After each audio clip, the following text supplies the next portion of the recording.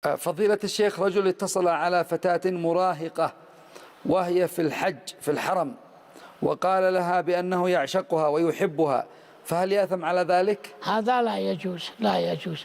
أولا يحترم أنه في مناسك الحج والعمرة، ثم يحترم بيت الله الحرام، ويحترم الكعبة والصفا والمروة، فهو آثم. الله المستعان، الله المستعان. ولا سيما وهي شابة، أجنبي مراهق الشابة. مسكين. لا، والعجيب يا قاضي أنه لا يعرفها إلا من التلفون، وقال لها أحبك يعني ويعشقها من الهاتف مباشرة.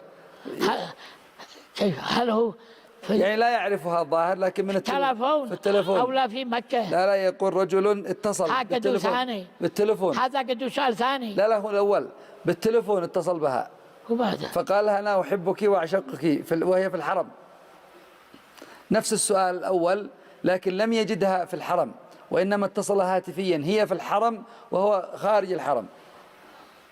ظلمات بعضها فوق بعض، كل حرام. جزاك الله خير.